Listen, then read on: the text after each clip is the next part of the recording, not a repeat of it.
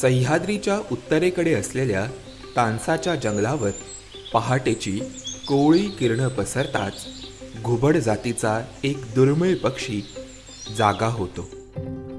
त्याच्या कुळातील निशाचर असलेली इतर जातीची घुबडं त्याचवेळी ढोलीच्या आसऱ्याला जात असतात.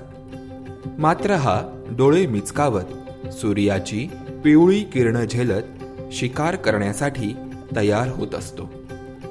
दिनचर असलेली छोट्या आकाराच्या घुबडाची ही प्रजात म्हणजे रानपिंगळा किंवा वनपिंगळा. सर्वसामान्यपणे आकारानं मोठं असतं ते घुबड आणि लहान आकाराचं घुबड म्हणजे पिंगळा. महाराष्ट्रात पिंगळ्याच्या 3च प्रजाती सापडतात. त्यापैकी धोकाग्रस्त असलेली एक प्रजात म्हणजे वनपिंगळा. पूर्वी केवळ सातपुड्यामध्येच सापडणाऱ्या या पक्षाच्या अधिवासाची क्षितिज 2014 नंतर मात्र विस्तारत गेली. फॉरेस्ट ऑवलेट, ज्याला मराठीमध्ये रानपिंगळा किंवा वनपिंगळा असं म्हणतात, हा पक्षी भारतातून नामशेष झालेल्या 4 पक्ष्यांमध्ये समाविष्ट होता आणि जवळपास 113 वर्षानंतर 1997 साली हा सातपुड्याच्या पर्वतरांगेमध्ये पुनर्शोध लागला, म्हणजे पुन्हा सापडला. त्यानंतर केलेल्या वेगवेगळ्या अभ्यासामध्ये हा पक्षी सातपुड्यातल्या मेळघाटामध्ये, त्यानंतर खानदेशातील यावलच्या जंगलात आणि मेळघाटाला लागत असलेलं बऱ्हाणपूरचं किंवा खकनारचं जे जंगल आहे, या सातपुड्याच्या प्रदेशामध्ये हा आढळत होता. त्यानंतर 2014 मध्ये हा पक्षी प्रथमच सातपुड्याच्या बाहेर म्हणजे तानसा अभयारण्यात सापडला आणि सातपुडा एंडेमिक म्हणजे प्रदेशनिष्ठ असलेला हा पक्षी त्या 2014च्या तानसाच्या रिपोर्टनंतर तो सातपुडा एंडेमिक असा राहिला नाही. पालघर जिल्ह्यातील तानसा अभयारण्यात 2014 मध्ये पक्षी निरीक्षक सुनील लाड आणि रोहिदास ढगळे हे नियमित पक्षी निरीक्षणाकरता गेले होते. त्यावेळी त्यांना एक वेगळ्या पक्षाचं दर्शन घडलं. हा पक्षी पिंगळा होता, मात्र तो सह्याद्रीत सहसा दिसणाऱ्या टिपकेवाल्या पिंगळ्यापेक्षा त्यांना वेगळा जाणवला. 24 ऑक्टोबर 2014 रोजी या भागामध्ये आम्हाला एक पक्षी वाळलेल्या झाडावरती आढळून आला. त्याचा एक छोटासा फोटो भेटला. त्याच्यावरून असं लक्षात आलं का हा पिंगळा आहे, परंतु हा टिपकेवाला पिंगळ्यापेक्षा काहीतरी वेगळा आहे. आणि म्हणून हा फोटो जो आहे डॉक्टर गिरीश जठार यांच्याकडे पाठवला. तर त्यांनी फायनली आयडेंटिफाय केलं आणि सांगितलं की हा फॉरेस्ट ऑवलेटच आहे किंवा वनपिंगळाच आहे. वनपिंगळ्याचा अधिवास हा शुष्क पानगळीच्या आणि साग बहुल जंगलांमध्ये आढळतो. पालघर आणि नाशिक जवळही अशा स्वरूपाची जंगलं आहेत आणि याच जंगलांमध्ये वनपिंगळा आजवर आढळून आलाय. मेळघाट किंवा धुळे आणि नंदुरबार जिल्ह्यातलं जे जंगल आहे, त्या प्रकारचं अधिवास असलेलं जंगल मध्य प्रदेशात आहे आणि त्यानंतर तानसा किंवा गुजरातच्या भागामध्ये हा जो पक्षी आढळून आला, या ठिकाणचे अधिवास आणि सातपुड्यातले अधिवास जवळपास सारखे अधिवास आहेत.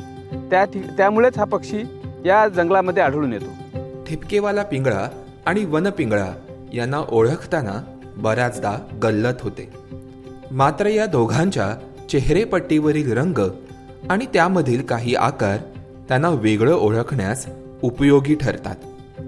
ठिपकेवाल्या पिंगळ्याच्या डोक्यावरील भुवई जाड उठून दिसणारी असते, तर वनपिंगळ्याची भुवई खूप बारीक असते. ठिपकेवाल्या पिंगळ्याची जाड भुवई मध्यभागात जोडली गेली असल्याने तिथे इंग्रजीत व्ही अक्षरासारखा आकार तयार होतो. या उलट वनपिंगळ्याची भुवई ही मध्यभागी जुळत असली तरी ती सरळ रेषेत जुळते. वनपिंगळा हा विरळ जंगलातील उंच झाडांवर 7 ते 8 फूट उंचीवरील आडव्या फांदीवर आणि शक्यतो खोडाच्या जवळ बसलेला दिसतो. शेताजवळ असलेलं विरळ जंगल, उघड्या कुरणाजवळील भाग ही त्याच्या आवडीची ठिकाणं. याच ठिकाणी तो आपली शिकार साधतो.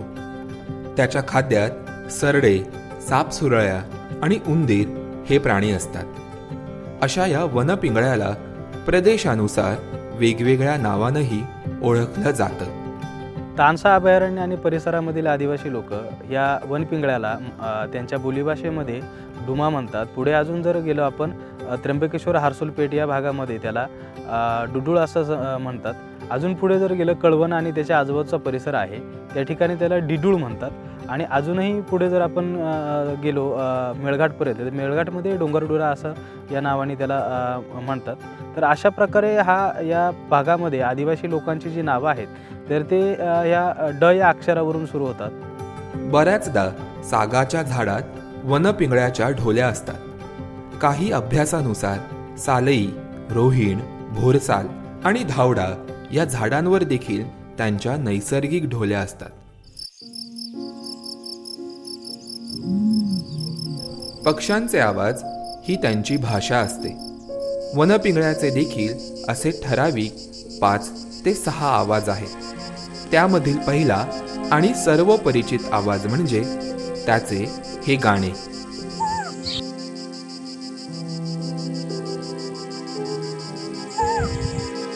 कोकिळेसारखा वाटणारा मात्र 1 ते 2 सेकंदच लांब असणारा हा आवाज वनपिंगळा आपल्या अस्तित्वाची जाणीव करून देण्यासाठी काढत असावा.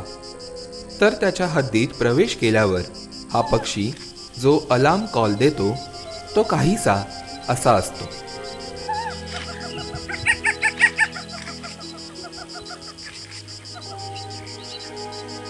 पुनर्शोधानंतर वनपिंगळ्याच्या अस्तित्वाच्या नवीन ठिकाणांमध्ये भर पडली.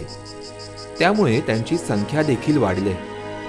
परिणामी नष्टप्राय या श्रेणीतील हा पक्षी आता धोकाग्रस्त श्रेणीच्या यादीत आलाय. मात्र अजूनही या पक्षाच्या अधिवासावर संकटाचं सावट आहेच. सागाची झाडांची होणारी अवैध तोड, शेतीसाठी जंगलांवर होणारे अतिक्रमण, वणवणवा आणि मोठ्या प्रमाणात होणारी गुरेचराई या त्यांच्या अधिवासाला असणाऱ्या काही समस्या आहेत. वनपिंगळ्याच्या अधिवासाला असलेल्या या समस्यांचं निराकरण न केल्यास आज उरल्या सुरल्या अधिवासात अगदी मोजक्या संख्येत असणारा हा वनपिंगळा नाहीसा होईल आणि ही बाब गंभीर असेल. तुम्हाला आमचा हा व्हिडिओ कसा वाटला आम्हाला नक्की कळवा. धन्यवाद.